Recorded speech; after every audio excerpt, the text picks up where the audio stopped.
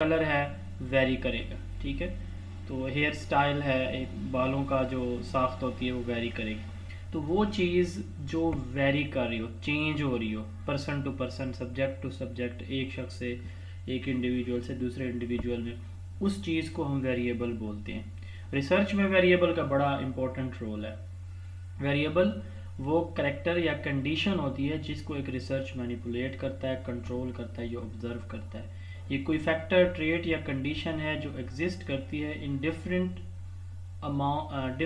Amounts और types, यानी वो डिफरेंट कंडीशंस में डिफरेंट जिसकी वैल्यूज़ होती हैं डिफरेंट लोगों के अंदर, तो इस फॉर्म में ये वेरिएबल एग्जिस्ट करता है। एग्जांपल मैंने आपको दे दिए। जो दो बेसिक टाइप्स है ना वेरिएबल की, ये बहुत ही इंपॉर्टेंट है, ठीक है। वेरिएबल्स को हम दो बेसिक कैटेगरीज में डिवाइड करते हैं जब भी हम रिसर्च पढ़ेंगे, तो independent variable and dependent variable. इनको पहले एग्जांपल इसकी लेते हैं, फिर इनकी डेफिनेशन को अंडरस्टैंड करने की कोशिश हम करेंगे। डेफिनेशन ये है कि एक चीज़, एग्जांपल ये है कि एक टीचर है, वो अब क्या कर रहा है, वो कर रहा है कि जी वो देखना चाह रहा है कि उसने स्कूल के अंदर पहले टीचर एवी एड्स यूज़ नहीं करते थे, अब जो है ना हेड ने एवी एड्स उनको सारी प्रोवाइड कर दी, ऑडियो विजुअल एड्स या टीचिंग एड्स, और वो ये कहता है कि जी आप इनके इम्पैक्ट चेक करें कि एवी एड्स के बाद क्या बच्चे की लर्निंग में इजाफा होता है कि नहीं होता। अब यहाँ पे दो चीज़ें हैं, एक है एवी एड्स का यूज़ और दूसरी है बच्चे की एकेडमिक अचीवमेंट या परफॉर्मेंस, ठीक है। अब इनमें एक डिपेंडेंट होगा, एक इंडिपेंडेंट होगा। एक और सादा सी मिसाल ले लेते हैं, ठीक है। आपके खुदा न खासा सर में दर्द होता है, तो आप उसके लिए क्या यूज़ करते हैं, डिस्प्रिन यूज़ करते हैं, सपोज कर रहे हैं। तो मेडिसिन, ड्रग या डिस्प्रिन ये एक वेरिएबल है, इसकी क्वांटिटी आप बढ़ाएंगे तो क्या इस पे सर दर्द पे कोई असर होगा कि नहीं। दूसरी चीज़ है सर दर्द का कम होना या ज़्यादा होना। तो भाई जो चीज़ काज प्रोड्यूस करती है, जो इफेक्ट प्रोड्यूस करती है, उसको हम काज बोलते हैं, ठीक है। यानी वो चीज़ जो कोई चेंज, कोई तब्दीली, कोई डिफरेंस, कोई बेहतरी, कोई कमी या ज़्यादती प्रोड्यूस करती है, वो होती है इंडिपेंडेंट वेरिएबल। और इसके नतीजे में जो चेंज, जो रिजल्ट्स, जो आउटकम, जो प्रोडक्शन होती है, जो कोई डिफरेंस आता है, उसको कहते हैं हम डिपेंडेंट वेरिएबल। एग्जांपल माइंड में रखें, डिस्प्रिन। डिस्प्रिन चेंज प्रोड्यूस कर रहा है, हेड एक को, सर दर्द को कम कर रहा है, सपोज करें, तो डिस्प्रिन इंडिपेंडेंट वेरिएबल है। अब जिस चीज़ पे ये इफेक्ट कर रहा है वो आगे डिपेंडेंट है, वो है हमारा सर का दर्द, ठीक हो गया। इसी तरह एवी एड्स ये हमारी इंडिपेंडेंट हैं, और इनका जो असर आगे हो रहा है, बच्चे की एकेडमिक अचीवमेंट ऊपर आ रही है, तो वो हमारा डिपेंडेंट वेरिएबल होगा। अब इसकी डेफिनेशन आप समझिएगा। It is the condition or characteristics that the researcher himself manipulate or control to find the effect on the phenomena to be observed। यानी कोई भी फिनोमिना जो एक रिसर्चर देखना चाह रहा होता है, तो इसमें वो उस फिनोमिना के अंदर, उस स्टडी के अंदर इस वेरिएबल को क्या करता है, मैनिपुलेट करता है। यूज़ करना, कम या ज़्यादा करना, इसको मैनिपुलेशन कहा जाता है। जैसे डिस्प्रिन है, एक गोली खाई, दो खाई, तीन खाई, ठीक है, सर दर्द से कम होता गया, तो ये मैनिपुलेशन कहलाती है। तो ये वो वेरिएबल होता है जो क्या करता है, चेंज प्रोड्यूस करता है, जिसको रिसर्चर मैनिपुलेट करता है। इसको हम क्या बोलते हैं जी, एग्जांपल है यहाँ पे effect of reward and punishment on academic achievements. दूसरा है effect of AV aids on academic achievement. यहाँ पे reward, punishment and AV aids जो है, ये तीनों इंडिपेंडेंट वेरिएबल है। अब इसको हम कहते हैं cause, stimulus, treatment, antecedent, experimental and predictive variable. यानी ये काज भी है, डिस्प्रिन एक काज है सर दर्द के कम होने की, ठीक है। स्टिमुलस भी इसी चीज़ का नाम होता है, ट्रीटमेंट भी इसी को हम बोलते हैं कि ट्रीटमेंट आप दे रहे हैं ना, एविएड्स इस्तेमाल कर रहे हैं या आप मेडिसिन यूज़ कर रहे हैं। Antecedent, experimental and predictive variable, इनके नाम ये रट्टा लगा लें, याद कर लें। अब इसके नतीजे में जो चीज़ प्रोड्यूस होती है ना, वो डिपेंडेंट वेरिएबल है। यानी इंडिपेंडेंट वेरिएबल को आप अप्लाई करते हैं, मैनिपुलेट करते हैं, तो जो कंडीशन, डिफरेंस या रिजल्ट आता है, वो आपका डिपेंडेंट वेरिएबल कहलाता है। इट इज़ द कंडीशन और characteristics that occur as a result of independent variable. अब देखें, effect of reward and punishment on academic achievement, यहाँ पे आप एकेडमिक अचीवमेंट, ठीक है, ये आपकी डिपेंडेंट वेरिएबल बन जाएगी। आपका सर दर्द यहाँ पे डिपेंडेंट वेरिएबल होगा, जो एग्जांपल मैंने दी। तो इंडिपेंडेंट को हमने काज कहा तो इसको क्या कहेंगे, इफेक्ट। उसको हमने स्टिमुलस कहा तो इसको हम क्या कहेंगे, रिस्पॉन्स। उसको हमने ट्रीटमेंट कहा तो इसको हम आउटकम। इसको हमने एंटीसीडेंट कहा तो इसको प्रेसिडेंट, बाद में आने वाला। एंटीसीडेंट पहले देने वाली चीज़ को कहते हैं, प्रेसिडेंट बाद में आने वाले रिजल्ट्स। इसको हमने एक्सपेरिमेंटल या प्रिडिक्टिव कहा, इसको हमने बिहेवियरल कहा। तो ये इनके इसके नाम है, इसको आप याद रख लेंगे। और कुछ एग्जाम्पल हैं, study time and exam marks के। स्टडी टाइम जितनी आप ज़्यादा करते हैं, एग्ज़ाम मार्क्स आपके बढ़ते या कम होते हैं। तो स्टडी टाइम आपका इंडिपेंडेंट है, एग्ज़ाम के मार्क्स आपके डिपेंडेंट है। इंसुलिन यूज़ करते हैं शुगर के पेशेंट ग्लूकोज लेवल को कम करने के लिए। तो इंसुलिन जो है ना वो आपका इंडिपेंडेंट है, शुगर का लेवल कम होना बढ़ जाना वो आपका डिपेंडेंट वेरिएबल है। एक्टिविटी मेथड टीचिंग और बच्चे की academic achievement. Activity method independent है और एकेडमिक अचीवमेंट आपकी डिपेंडेंट होगी। होपफुली ये बहुत इंपॉर्टेंट है, ये समझ आ गया होगा आपको। अब ऐसा भी होता है कि कुछ वेरिएबल दरमियान में घुस आते हैं जो हमारी स्टडी को इफ़ेक्ट करते हैं। अब जैसे हमने एविएट्स की एग्जांपल दी या हमने डिस्प्रिन की एग्जांपल ली, मैं उसी एग्जांपल को दोबारा यहाँ पे शामिल करूँगा ताकि समझने में आसानी हो। अब आपके सर में दर्द था, खुदा न खास्ता, या किसी के सर में दर्द था, उसको डिस्प्रिन भी दी, साथ आपने उसकी ना गीली पट्टी उसके सर पे रख दी। अब ऐन मुमकिन है कि डिस्प्रिन की वजह से भी सर दर्द कम हुआ हो, बट थोड़ा, लेकिन उस पट्टी, ठंडी पट्टी की वजह से या सर पे पानी डालने की वजह से या नहाने की वजह से जो है ना वो सर दर्द कम हो गया, या जो है कोई और मैदे की मेडिसिन ली तो मैदा डिस्टर्ब था तो उस वजह से सर दर्द कम हो गया। अब ये देखें, हम देखना चाह रहे थे इफेक्ट डिस्प्रिन का, या दूसरी एग्जांपल एविएट्स वाली ले लें कि टीचर या हेड टीचर देखना चाह रहा था कि एविएट्स के इस्तेमाल से बच्चे की लर्निंग बढ़ती है या नहीं बढ़ती।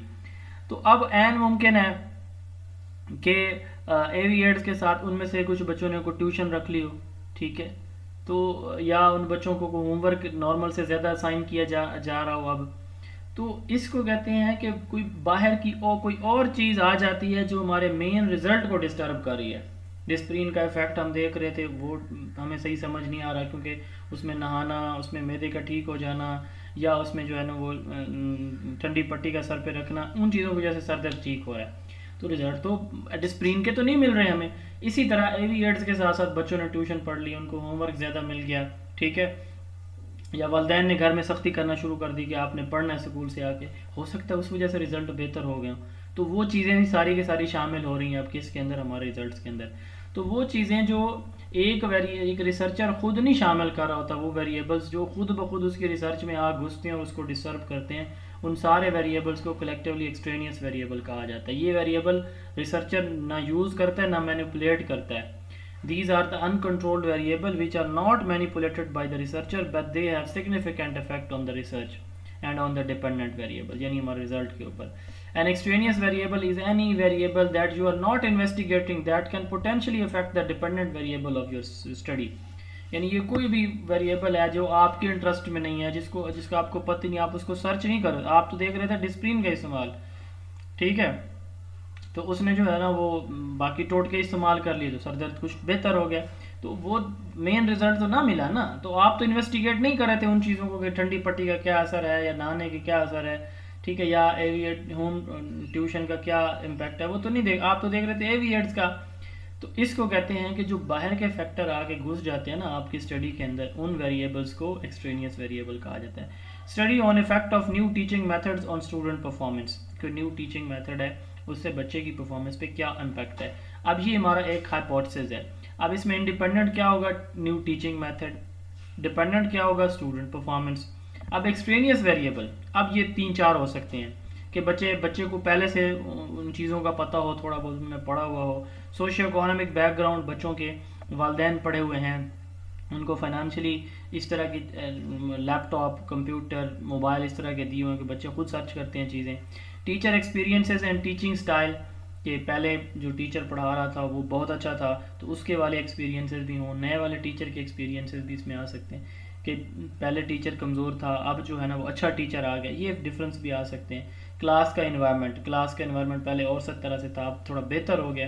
तो ये वो चीज़ें थी जो नई रिसर्चर जज कर रहा था, वो देख रहा था सिर्फ न्यू टीचिंग मेथड का इम्पैक्ट, बट ये सारी चीज़ें उसके रिजल्ट को साथ साथ डिस्टर्ब कर रही होती है। इसको कहते हैं एक्सट्रेनियस वेरिएबल, ठीक है। एक्सट्रेनियस वेरिएबल आपका कंफाउंडिंग वेरिएबल बन सकता है। हमने ऊपर पढ़ा एक्सट्रेनियस वेरिएबल वो वेरिएबल होता है जो सिर्फ डिपेंडेंट वेरिएबल को क्या करता है, मुतासर करता है, अफेक्ट करता है। बट अगर यही एक्सट्रेनियस वेरिएबल हमारे इंडिपेंडेंट को भी मुतासर करना शुरू कर दे, इसको टीचिंग मेथड को या जो भी एग्जांपल पहले हमने लिए, तो उनको भी डिस्टर्ब करना शुरू कर दे, तो उसको हम कंफाउंडिंग वेरिएबल कहेंगे। ठीक है, तो अभी हम देखेंगे कंफाउंडिंग को डिटेल में। अब types of extraneous variable. Extraneous variable की दो बेसिक टाइप्स हैं, एक है इन्वायरमेंटल और एक है सब्जेक्ट वेरिएबल। हमने अभी एग्जांपल ली डिस्प्रिन की, हमने एग्जांपल ली एविएट्स की, और यहाँ पे तीसरी एग्जांपल भी, इसको भी मैं साथ शामिल कर लेता हूँ। चले, न्यू टीचिंग मेथड का बच्चे की परफॉर्मेंस पे इम्पैक्ट। ठीक है, अब यहाँ पे रिसर्च ये कहती है कि एक्सट्रेनियस वेरिएबल दो टाइप के होते हैं, यानी जो अदर फैक्टर होते हैं जो रिसर्च डिस्टर्ब करते हैं। इनमें एक है इन्वायरमेंटल वेरिएबल, एक है सब्जेक्ट वेरिएबल। अब खुदा न खास्ता मेरे सर में दर्द है, ठीक है, गर्मी बहुत ज़्यादा है, ठीक है, और मेरे सर में दर्द हो रहा है गर्मी की वजह से, तो मैंने डिस्प्रिन खाई, मैं उसका इफेक्ट देख रहा हूँ। अब अचानक हुआ क्या कि मैं जो है ना वो पंखे के नीचे बैठा था, मैं एसी वाले कमरे में चला जाता हूँ, या मौसम गर्म था, अचानक से बारिश होना शुरू हो जाती है कुछ ही देर के बाद, और मेरा सर दर्द कुछ बेहतर होने लगता है। अब इन्वायरमेंट की वजह से मेरे सर का दर्द ठीक हो रहा है।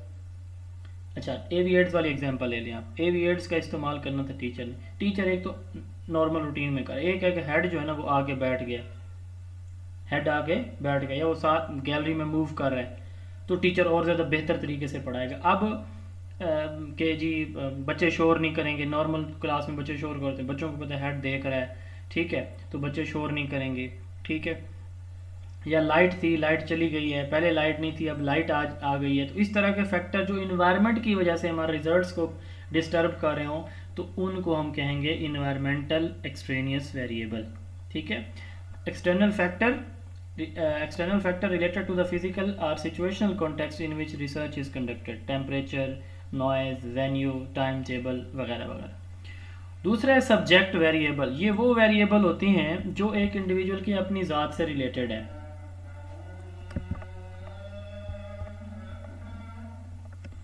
अच्छा, दूसरा है जी सब्जेक्ट वेरिएबल। अब जैसे मैं बता रहा था कि जी मेरे सर में दर्द था, तो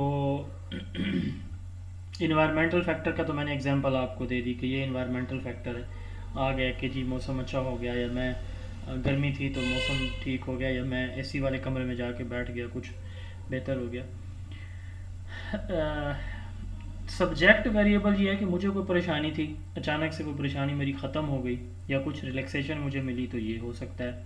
जैसे ख़वातीन ज़्यादा टेंशन लेते हैं मेल की निस्बत, तो मतलब जेंडर का, एज का फैक्टर होता है। अब जैसे कुछ नौजवान लोग जो होते हैं वो थोड़ा जल्दबाज होते हैं, जो पुराने होते हैं वो तदब्बर तफक्कर के साथ काम करते हैं। तो सब्जेक्ट की यानी हर शख्स की अपनी भी सलाहियतें होती हैं हर काम के लिए, किसी की कम होती हैं, किसी की ज़्यादा होती हैं।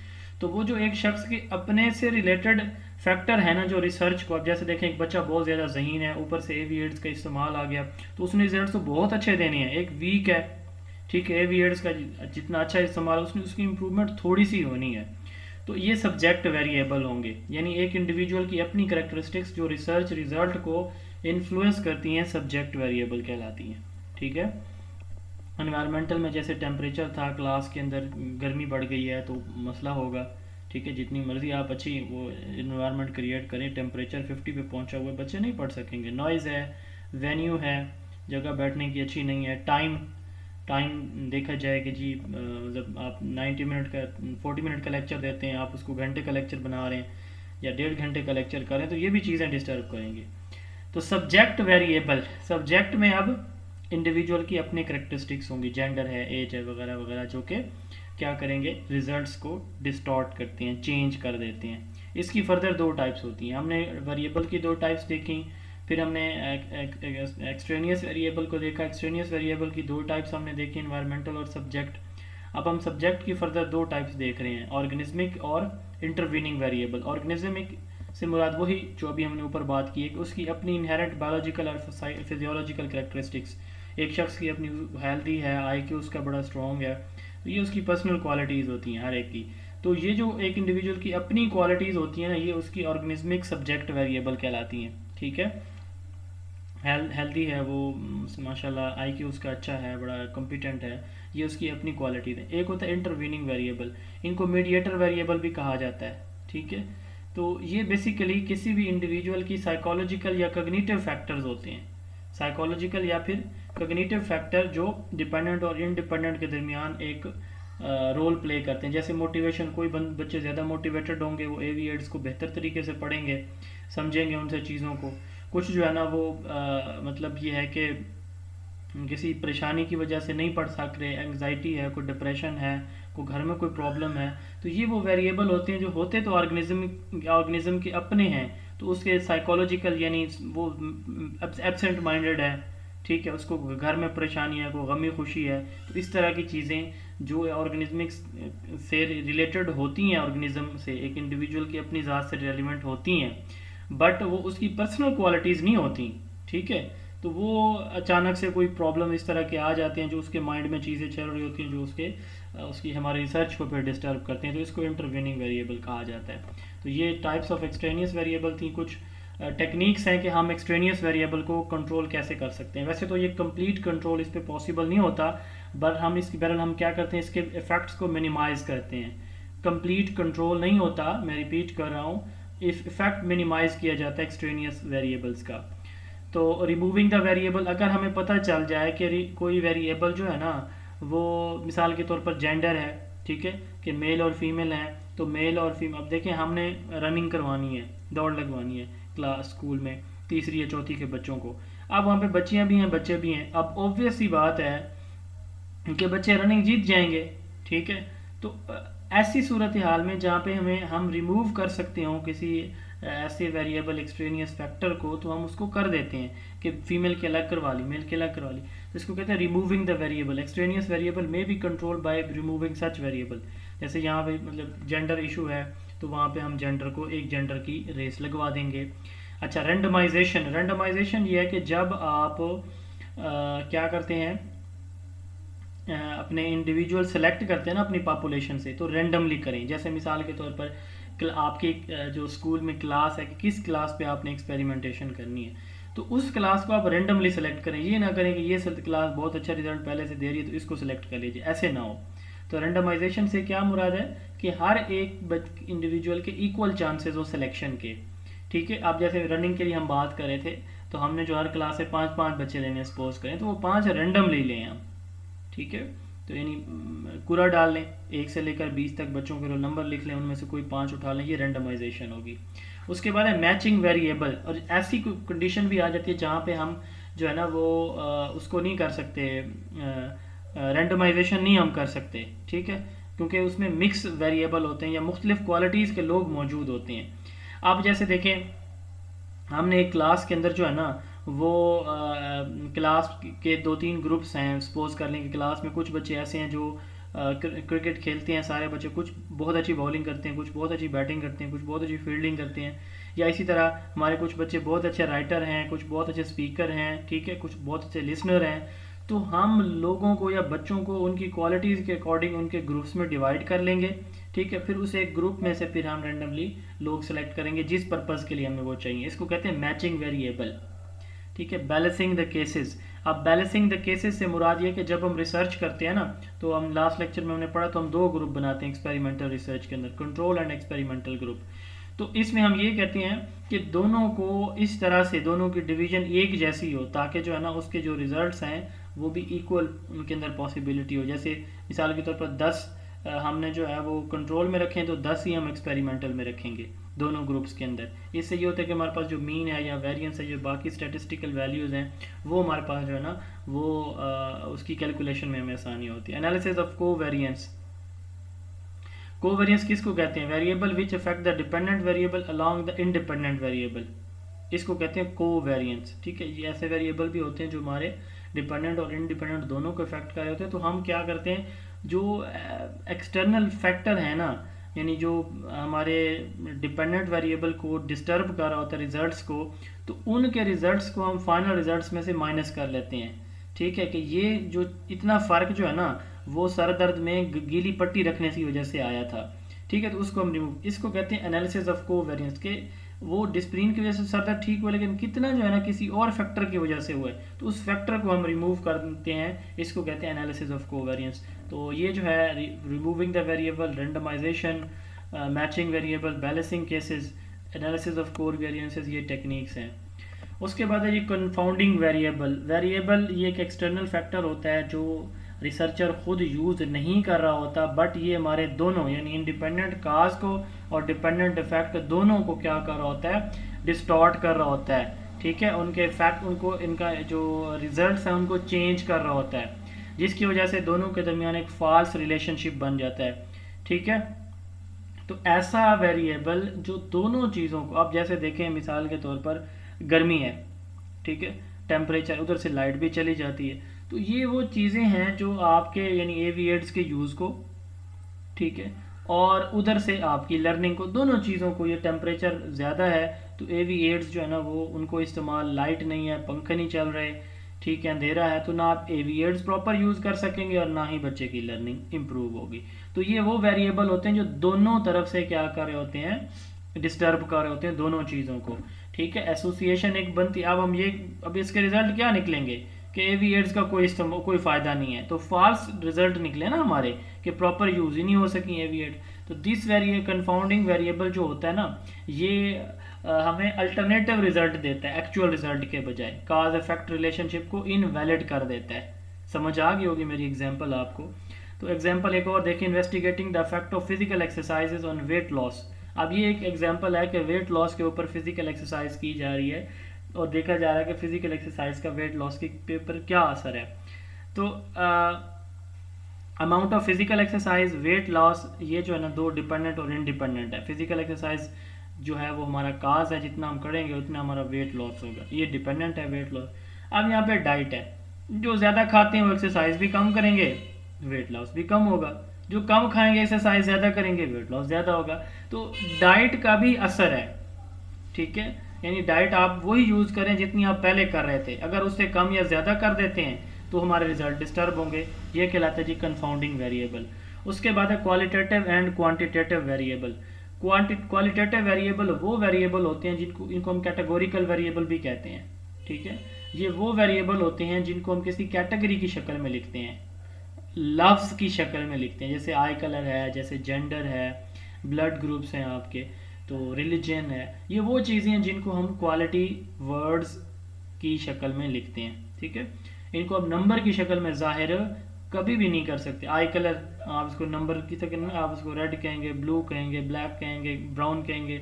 जेंडर आप उसको मेल, फीमेल, ट्रांसजेंडर कहेंगे, उसको नंबर नहीं देते आप। तो ये वो वेरिएबल होते हैं जो क्वालिटेटिव वेरिएबल कहलाते हैं, नॉन न्यूमेरिक होते हैं क्वालिटेटिव। ठीक है, अच्छा, क्वांटिटेटिव वेरिएबल ये वो वेरिएबल होते हैं जिनको हम नंबर की शक्ल में जाहिर करते हैं। टेम्परेचर है, आप कहते हैं कि जी टेम्परेचर 30 डिग्री सेल्सियस है, 40 है, 50 है। ठीक है, हाइट है 5 फीट है, 5.6 फीट है। ठीक है, अच्छा, इसी तरह वेट है 2 kg है, 4 kg है, तो नंबर की शक्ल में आप जाहिर करते हैं। तो वो वेरिएबल जिनको हम क्वांटिटी की शक्ल में, नंबर, न्यूमेरिकल वैल्यू की शक्ल में, मेजरेबल क्वांटिटी की शक्ल में जाहिर करें, लिखें, पढ़ें, उसको क्वांटिटेटिव वेरिएबल कहा जाता है। अब ये जो क्वांटिटेटिव वेरिएबल है इनकी फर्दर दो कैटेगरीज हैं। आप देखें, कंटिन्यूस वेरिएबल वो जिसको हम पॉइंट में, इशारिया में लिख सकते हैं, जो आगे डिवाइड सब डिवाइड होता चला जाता है। जैसे मिसाल के तौर पर आप जो है ना वो टेम्परेचर की बात कर लें। ठीक है, टेम्परेचर 5.7, 1, 2, 3, 4 ऐसे आगे चला जाएगा, पॉइंट्स में चला जाएगा। एज की बात है, इतने दिन, महीने, साल, घंटे, मिनट, सेकंड चला जाएगा आगे। हाइट की बात है, ऐसे हो। तो वो जिसको हम पॉइंट्स के बाद, वो कंटिन्यू रहता है, आगे चलता रहता है। ठीक है, पॉइंट्स में जिसकी वैल्यू लिख लेते हैं हम, that can take any value within the range, कोई भी वैल्यू वो ले सकता है। लेकिन जो डिस्क्रीट होते हैं ना क्वांटिटेटिव, इनकी फिक्स वैल्यू है। जैसे number of student in a class में कितने मेल और फीमेल स्टूडेंट है, तो आप देखें इसको हम यूँ नहीं कह सकते कि 12.5 फीमेल हैं, 13.5 मेल हैं, यूँ हम नहीं कह सकते। हम कहेंगे कि 12 मेल हैं और 13 फीमेल हैं। तो एक फिक्स नंबर है, उस नंबर की फर्दर डिवीजन ही है, पॉइंट वैल्यू इनकी नहीं होती। ये वो वेरिएबल होते हैं, इनको हम डिस्क्रीट वेरिएबल बोलते हैं। कुछ और वेरिएबल है रेलिवेंट वेरिएबल, ऐसे वेरिएबल जो किसी एक फैक्टर से रिलेटेड हो उनको हम रेलिवेंट वेरिएबल कहते हैं। फैक्टर से मुराद क्या होता है, जब 2 या 3 जो है ना, ये मैंने पढ़ाया था लास्ट लेक्चर में, 2-3 वेरिएबल मिल के ना कोई सेम रिजल्ट प्रोड्यूस करें तो इसको हम कहते हैं फैक्टर। ठीक है, वो सारे मिलके क्या बन जाएंगे जी, फैक्टर। तो कोई वेरिएबल जो किसी फैक्टर में शामिल होता है रेलिवेंट होगा, अगर वो किसी भी फैक्टर में यानी दूसरों के साथ मिलकर कोई रिजल्ट नहीं दे रहा तो इररेलेवेंट वेरिएबल होगा। डमी वेरिएबल या इंडिकेटर वेरिएबल ये कैटेगोरिकल होते हैं, जिनको हम 0 या 1 वैल्यू देते हैं स्टैटिस्टिकल एनालिसिस के अंदर। डायकोटोमस वेरिएबल जिनकी 2 कैटेगरीज होती हैं, सिर्फ तीसरी नहीं होती, मेल फीमेल मुस्लिम नॉन मुस्लिम। ठीक है, तो ये जो है 2 कैटेगरीज वाले होंगे। इंडेक्स वेरिएबल जो दूसरे वेरिएबल्स के साथ मिल जाते हैं उन वेरिएबल को हम इंडेक्स वेरिएबल कहते हैं। ये उसी तरह होते हैं जैसे हमारे रेलिवेंट वेरिएबल हैं। उसके बाद है law of single variable. JS Mill ने ये कॉन्सेप्ट दिया था लॉ ऑफ सिंगल वेरिएबल का। इसने ये कहा कि अगर सजेस्ट किया था कि 2 जो वेरिएबल्स हैं ना उनको उनके दरमियान रिलेशनशिप किसने बात की, इसने कहा कि अगर एक वेरिएबल चेंज करें और बाकियों को कांस्टेंट रखें तो वो जो रिजल्ट प्रोड्यूस होता है ना वो उस एक के चेंज करने की वजह से होता है। क्या मतलब ये है कि कोई एक सिंगल वेरिएबल जो होता है ना, सिंगल फैक्टर, वो रिजल्ट चेंज करता है, रिजल्ट प्रोड्यूस कर सकता है। ठीक है, ये एग्जांपल पहले देखें। In controlled experiment to determine the effect of new medicine on blood pressure, the dosages of the drug would be the single variable that change the other factors such as diet, exercise and lifestyle are kept constant to ensure accurate result। यानी ये कहता है कि आपको जब आप किसी भी वेरिएबल का रिजल्ट देखते हैं ना तो सिंगल का देखें, एक को चेंज करें, बाकी चीज़ें कांस्टेंट रखें ताकि उसके रिजल्ट आए जो आप देखना चाहते हैं। इसको कहते हैं लॉ ऑफ सिंगल वेरिएबल। ठीक है, 1 वेरिएबल शुड चेंज, एक हम चेंज करें, ब्लड प्रेशर की मेडिसिन बढ़ा रहे हैं, बाकी जो उसकी डाइट है, उसका रेस्ट है, एक्सरसाइज है, वो कांस्टेंट रखे हुए हैं, वो ही सेम रखेंगे। तो इस एक के चेंज करने से हम जो रिजल्ट देखेंगे वो जो रिजल्ट प्रोड्यूस करेगा लॉ ऑफ सिंगल वेरिएबल कहलाता है। अच्छा जी, इस लेक्चर का सेकंड पार्ट है वो है जी हाइपोथेसिस। हाइपोथेसिस क्या होता है? हाइपोथेसिस को समझने के लिए मैं एक एग्जांपल देता हूँ। एग्जांपल ये है कि एक बच्चा ना स्कूल लेट आता है।